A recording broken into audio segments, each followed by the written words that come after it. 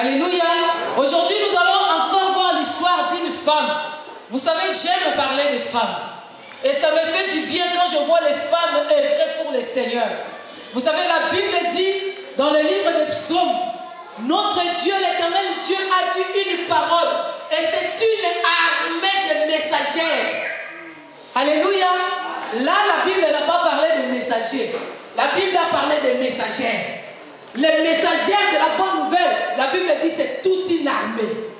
C'est-à-dire, quand les femmes se décident, quand les mamans se lèvent et qu'ils se mettent dans l'œuvre de Dieu, il y a toujours quelque chose qui se fait. Voilà pourquoi j'aime pousser les femmes. J'aime pousser les femmes à servir le Seigneur. Quand je vois une femme en train de servir le Seigneur, je dis gloire au Seigneur. Et aujourd'hui, nous allons voir avec vous une femme qui, par son courage, par sa décision, par sa détermination, a réussi à sauver le peuple d'Israël qui était condamné au massacre. Les lecteurs de la Bible savent déjà de qui je vais parler. Amen. Alléluia. Je vais parler de Hadassa. Je vais parler de Esther. Amen. La Bible dit qu'il y a eu un moment où Israël avait été condamné par un homme.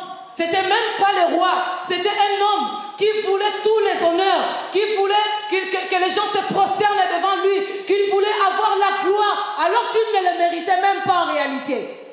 Mais puisqu'il n'obtenait pas de la part d'un juif ce qu'il voulait, il a décidé de condamner tout un peuple. Alléluia. Aman travaillait auprès du roi. Il était quelqu'un que le roi avait placé sa confiance en lui.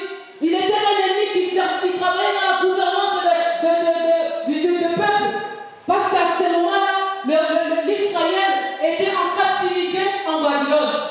Ils étaient sous la direction ou sous la domination de peuples étrangers, de peuples païens. Et l'idée de cet homme, il voulait que le peuple d'Israël se prosterne devant les icônes. Et ce peuple connaissant Dieu, ils n'ont pas cédé à ses caprices. En particulier, il y avait un homme qui s'appelait Mardoché. Mardoché, il travaillait dans la cour royale. Mardoché, il était tuteur légal d'une jeune fille qui s'appelait Esther. Cette fille qui était orpheline, qui avait perdu ses parents, était restée sous tutelle de Mardoché. Et la Bible dit, Mardoché lui avait éduqué selon la loi de l'Éternel. Mardoché lui avait inculqué la connaissance du Dieu d'Israël. Esther connaissait, bien qu'étant dans un pays étranger, bien qu'étant dans une terre d'exil, mais elle connaissait la loi de l'Éternel. Un jour, le roi qui était marié à une femme belle, à une femme digne d'être reine, du moins jusqu'à ce moment-là, le roi avait organisé des festins. Il était tellement fier de son royaume, il était tellement fier de sa richesse qu'il voulait démontrer au monde entier combien il était riche. La Bible dit qu'il a organisé une fête. Malgré cela, en Israël, les femmes n'avaient pas le droit de cohabiter avec les hommes. Il y avait une fête dans la ville, mais les hommes fêtaient de leur côté, les femmes aussi fêtaient de leur côté. Oh, mes mamans, je vous ai toujours dit, vous devez être fiers de Jésus. Vous devez être de vrais adorateurs que Jésus cherche. La Bible dit ces temps-ci, il ne cherche pas seulement des adorateurs, mais il cherche de vrais adorateurs. Et si on doit trouver de vrais adorateurs, ça doit être les femmes. Parce que depuis le temps, Dieu collaborait avec les hommes. Dieu valorisait les hommes. On pouvait parler de 5000 hommes sans compter les femmes. On pouvait parler des hommes, des prophètes, des hommes et encore des hommes. Mais jamais les femmes. Même quand il y a une fête, même quelqu'un qui était reine, mais qui n'avait pas le droit de venir dans le palais royal à côté de son mari, parce qu'elle était une femme. Mais gloire rendue à Jésus notre Seigneur. Gloire rendue à cet homme-là de Galilée, qui a donné sa vie pour nous valoriser. La Bible dit dans ces temps-ci, il n'y a plus ni homme, ni femme, ni libre, ni esclave. Nous sommes tous appelés à célébrer la gloire de l'Éternel. Est-ce que les femmes peuvent acclamer le Seigneur? Est-ce que les femmes peuvent pousser les cris de joie? Alléluia. La reine est dans son coin. Avec des femmes, bien sûr, elles étaient aussi en train de faire la fête. Mais la la Bible dit, le roi, il a reconnu, il s'est dit, mais bon, mais tiens, j'ai quand même une belle femme. Ma femme, elle est charmante, elle est présentable, elle a tous les atouts. Je vais quand même la présenter à tous mes invités. Elle a fait appel à sa femme. Elle a envoyé ses serviteurs, allez me ramener ma femme pour que je la présente devant le peuple. Comme par hasard, cette femme refuse de venir auprès de son mari. Alléluia. Écoutez, si je suis la femme d'un star, je ferai de tout mon mieux.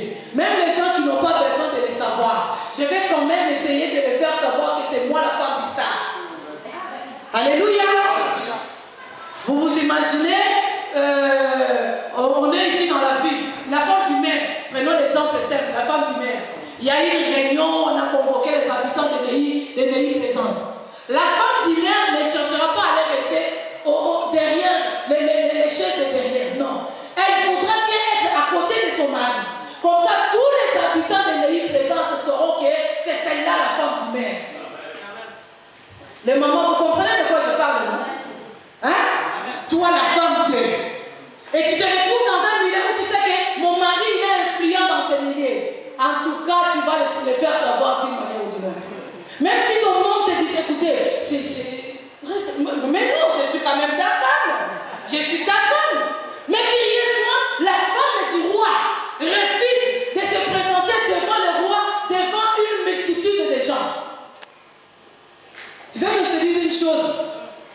Si Dieu veut te rétablir, si Dieu veut t'accorder quelque chose, si Dieu veut t'accorder sa faveur, il poussera même les gens à commettre le crime le plus horrible, seulement pour que toi, tu sois rétabli. Oh non, vous n'avez pas compris.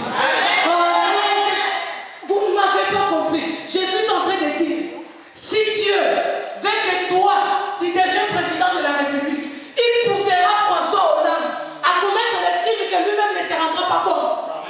Seulement parce qu'il y a une personne qui doit occuper ce trône. Amen. Vous imaginez, vous pouvez me donner une seule raison pour laquelle la reine a refusé de se présenter devant le roi. Elle a fait je ne sais pas combien de temps où elle n'a pas vu le roi, où elle n'avait pas droit de se présenter devant le roi.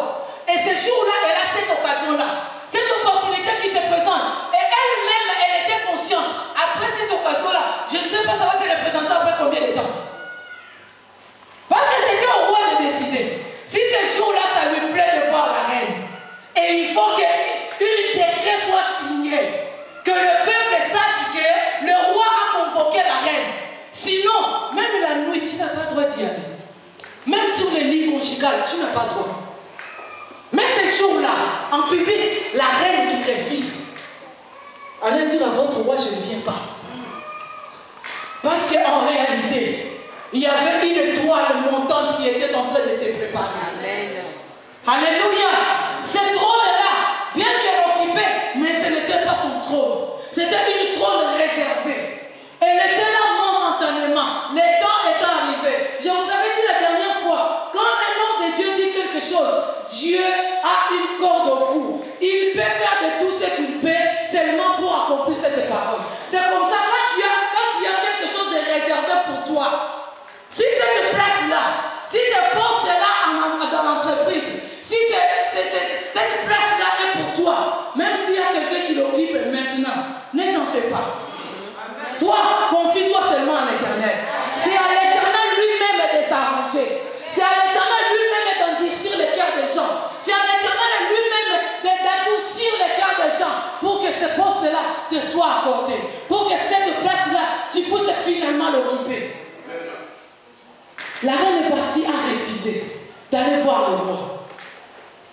Le roi était fâché. Le roi était choqué.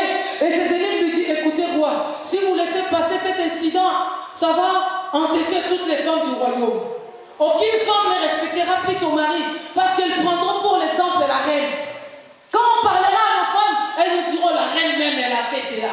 Alors il faut qu'il y ait une sanction exemplaire. La reine, elle a quitté le trône royal. Le roi est resté célibataire. Et ce n'était pas honorant pour un roi de rester célibataire. On devait casser le roi Alléluia. Mais avec qui? Parce que Vasti déjà nous a déshonorés. On avait compté sur elle. On avait placé notre confiance en elle. On la voyait passer, on s'inclinait, on se disait, vive à jamais la reine. Mais là, elle nous a déçus. Il faut que la personne qui viendra ne nous déçoive plus. Alors, roi, c'est vrai que c'est ton choix. C'est vrai que c'est ta femme. Mais nous allons t'aider à faire ces choix-là. Il ne faut pas que tu prennes n'importe qui. Il ne faut pas que tu prennes des femmes qui ont déjà de l'expérience négative dans leur vie. Non, nous allons chercher des femmes vierges que nous allons présenter devant toi. Nous allons nous-mêmes étudier avant de les amener au palais royal. Et nous allons mettre tout à leur disposition. De l'huile, des crèmes, tout ce que vous voulez, de lait de beauté, de mascara, de rouge à lèvres, tout ce que vous voulez pour leur rendre belle. Mais ça sera à toi, roi, de faire ton choix. Alléluia. En réalité, ce n'était pas les choix du roi, mais c'était les choix de l'Éternel. Parce qu'il y avait une mission qui était en train de se préparer en cachette. Finalement, le roi choisira Esther comme femme. Esther qui accède au trône. Mais elle qui était étrangère, elle qui était esclave, elle qui était orpheline, mais elle se retrouve au trône du roi de Babylone. Bien-aimé, je vais te dire, si Dieu veut te faire du bien, ta situation sociale importe peu. Ta situation familiale ne le dérangera pas. Ce que tu as fait dans le passé n'empêchera pas Dieu de t'accorder sa faveur. La Bible dit même, sans tenir compte des temps de l'ignorance, il appelle tout le monde à la repentance. Il suffit seulement que tu te répandes, que tu places ta confiance en lui. Il est capable de faire de grandes choses dans ta vie. Amen. Qui pouvait imaginer qu'Esther pouvait devenir reine? Mais cela est devenu possible. Ce qui pouvait être une rêve était devenu possible parce que Dieu en avait décidé ainsi.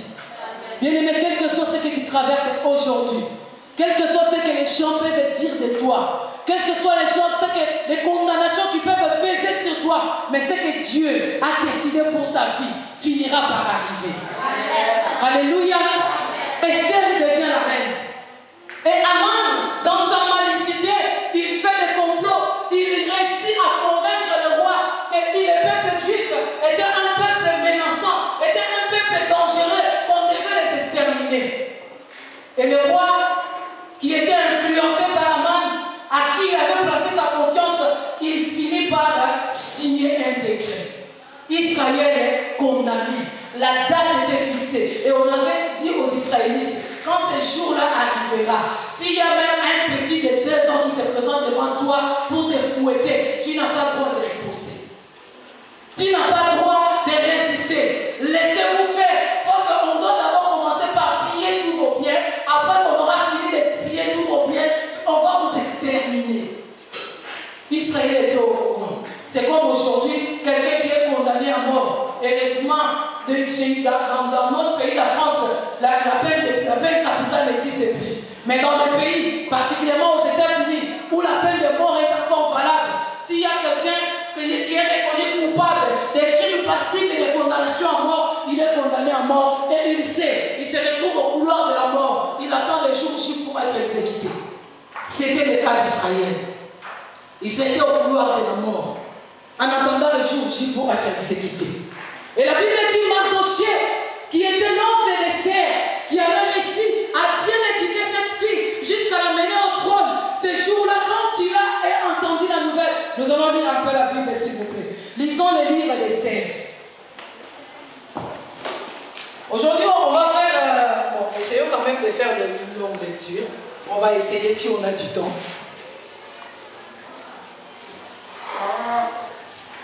Esther chapitre 4.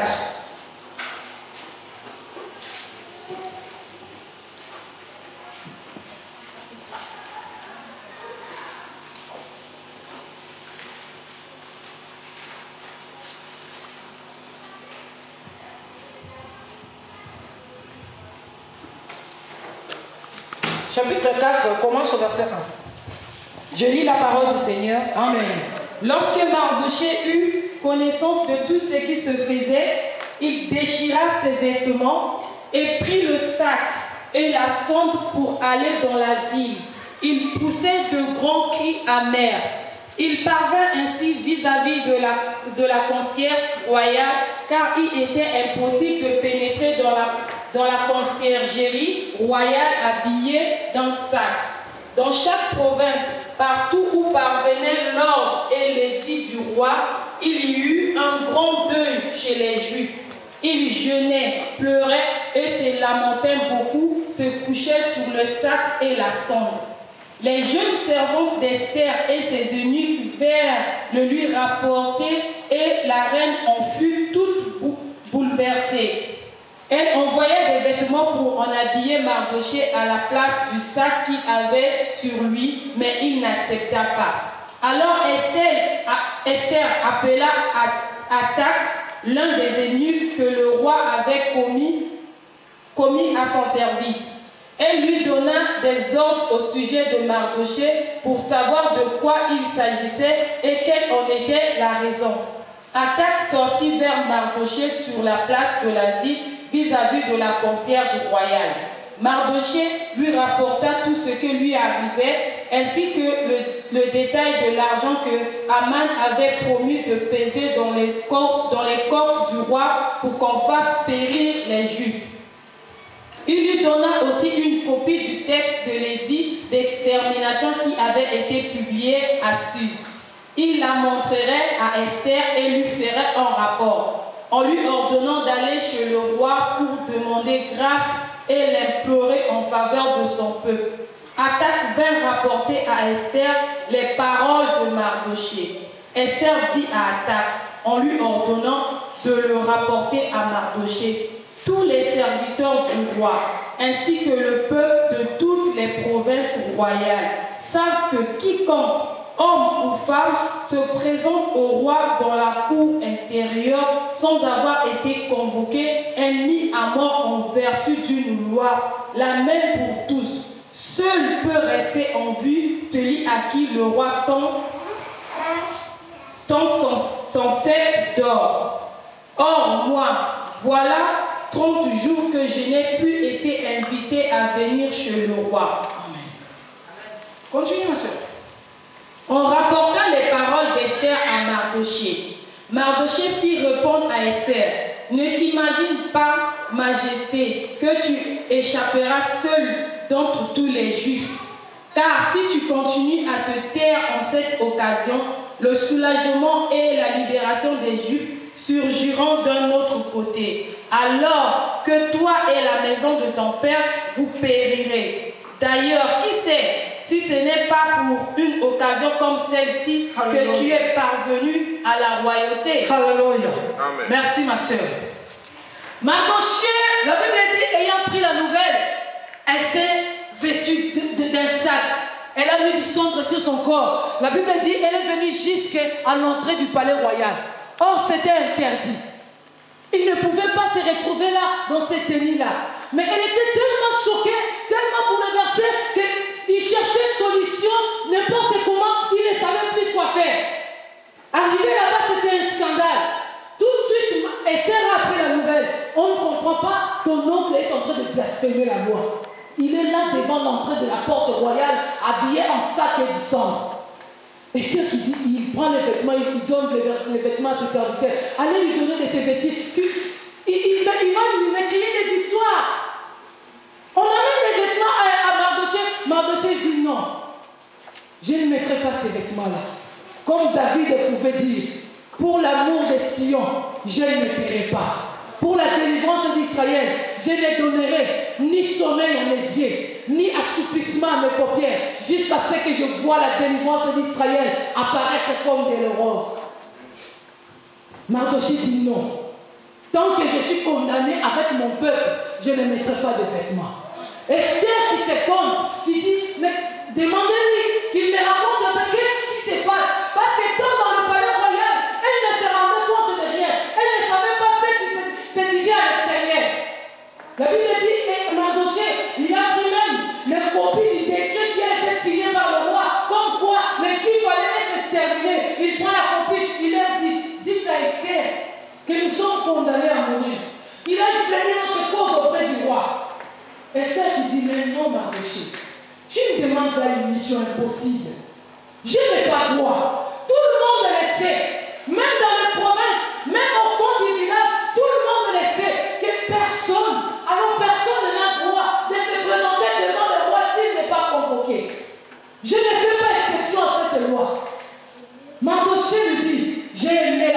de Mardochée.